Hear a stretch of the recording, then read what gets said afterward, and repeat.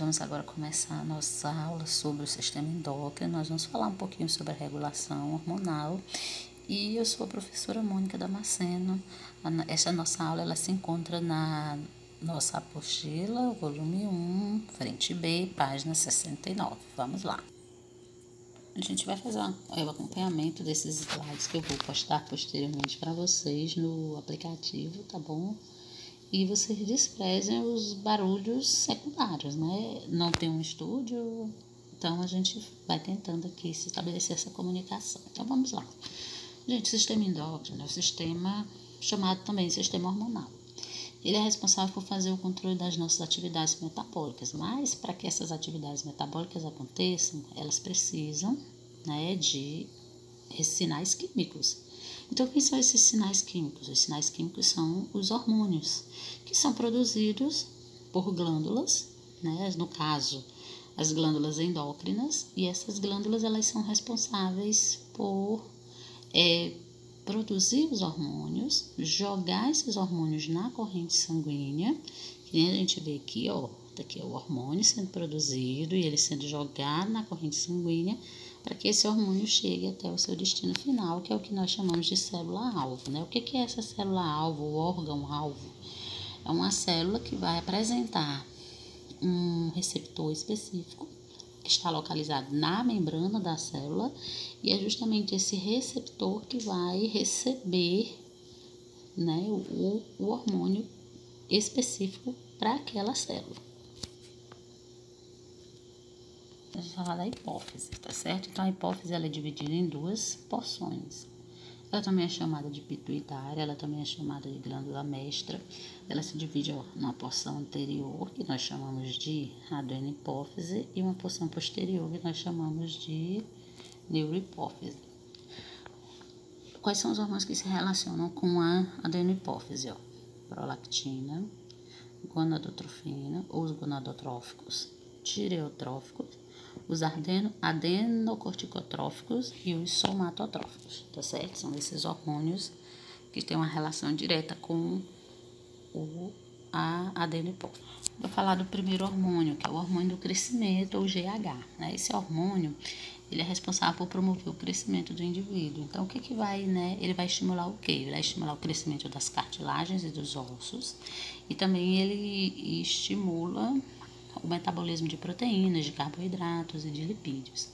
Quando a pessoa, no seu período de infância, ela tem deficiência de GH, ela desenvolve um quadro que nós chamamos de nanismo, que é esse aqui. Quando, na vida adulta, né, na infância, ela vai ter o excesso de GH, o quadro que se desenvolve é esse aqui, um quadro de gigantismo. E na vida adulta, o excesso de GH provoca o que nós chamamos de acromegalia. E o que vem a ser a acromegalia? A acromegalia é o crescimento de extremidades, né? Então, as mãos crescem bastante, né? A língua, como a gente vê aí na imagem, os pés, tá certo? A pessoa, ela cessa o crescimento físico dela, mas em compensação, essas extremidades, elas continuam crescendo. Um outro hormônio é a tireotrofina, ou TSH. O que o TSH ele vai fazer? Ele vai estimular a tireoide a produzir um hormônio, que é a tiroxina. A carência da tireotrofina, ela causa o hipotireoidismo e o excesso pode causar o hipertireoidismo. A tireoide é essa glândula aqui, né, fica na região da traqueia, formato TH, e ela vai produzir 3 hormônios, T3, T4 e a calcitonina, ou triodotironina ou tiroxina. O T3 e o T4, eles têm uma relação direta com o metabolismo energético, né? O que é o metabolismo energético? É o funcionamento do organismo. Então, eles aumentam a taxa de respiração celular.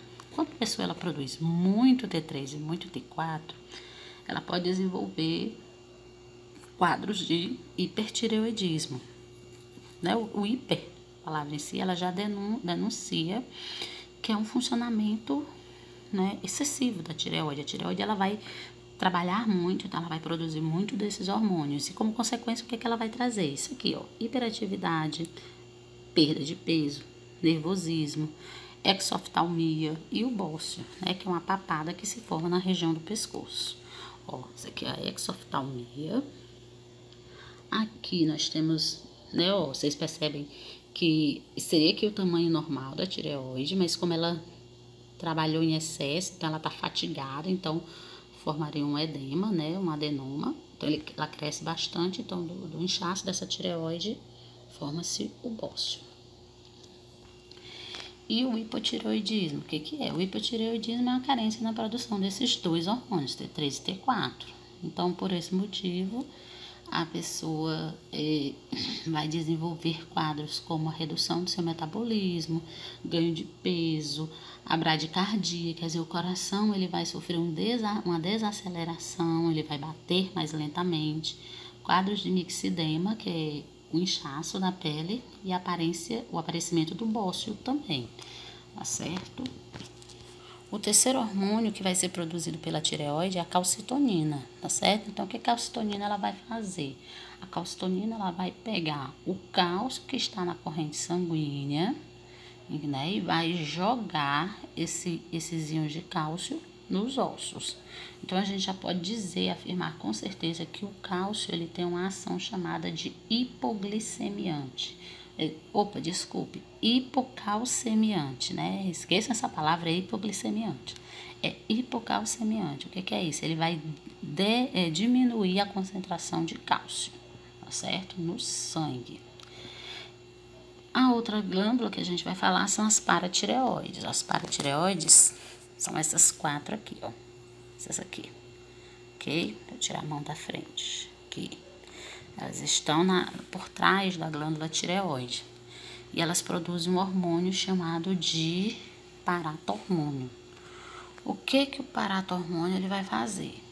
Quando os níveis de cálcio no sangue caírem, o paratormônio ele vai retirar o cálcio dos ossos e vai jogá-lo na corrente sanguínea. Então, o paratormônio ele tem uma função hipercalcemiante, quer dizer, ele vai elevar os níveis de cálcio no organismo.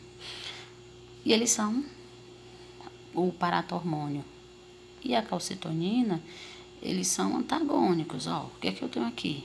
Quando o nível de cálcio está elevado no sangue, a calcitonina ela pega esse cálcio e deposita nos ossos. Quando o nível de cálcio cai no sangue, quem entra em ação é o paratormônio. O que o paratormônio vai fazer? Vai retirar o cálcio dos ossos e vai devolver para o sangue. Um outro hormônio é a prolactina. O que a prolactina ela vai promover? O desenvolvimento das mamas, processo de produção de leite. Os homens eles também produzem esse hormônio, que é o LTH, mas a função ainda ela é desconhecida.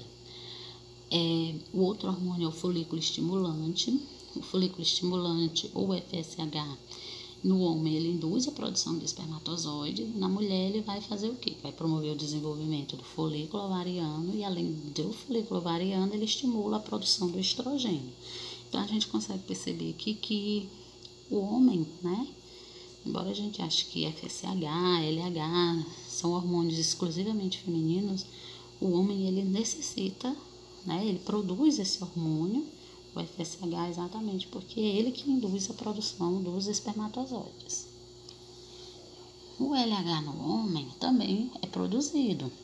O que o LH ele vai fazer? O LH ele vai induzir o testículo a produzir a testosterona. Olha como é interessante. Quando o homem ele produz a testosterona, é quando inicia, né, a produção da testosterona, é quando começa a aparecer os caracteres sexuais secundários. Quais são eles, né? A barba, o engrossamento da voz, a produção do espermatozoide. Então, tudo isso depende também de um hormônio que talvez alguns, até pouco tempo atrás, achavam que eram hormônios exclusivamente femininos. E na mulher, o LH vai fazer o quê? Estimular a ovulação e o aparecimento do corpo lúteo. Aí aqui, ó, vamos falar um pouquinho da neurohipófise. O que a neurohipófise ela faz? né? Ela vai armazenar e liberar 2 hormônios que são produzidos lá no hipotálamo. Um deles é o antidiurético, o famoso ADH ou a vasopressina. O que ele vai fazer? Ele vai ser liberado quando o volume de sangue diminuir. Então, ele vai estimular o quê? Que lá nos rins ocorra o processo de reabsorção da água. E, como consequência, o que é que nós vamos ter? Se eu tenho pouca água, né, para não absorver muita água, o volume sanguíneo diminuiu e eu preciso excretar aquelas substâncias tóxicas que são produzidas, o que é que meu organismo ele vai fazer? Ele vai reter essa água no organismo, vai fazer com que os rins reabsorvam mais água, tem mais água no organismo, consequentemente o volume da urina ele é diminuído. Então, quando ocorre essa diminuição do volume da urina, a urina ela fica mais concentrada, né? Aquela urina mais amarelada, né? Um volume bem menor. Aí a gente fala da oxitocina. A oxitocina é um hormônio que vai induzir o processo de contração do útero no momento do parto.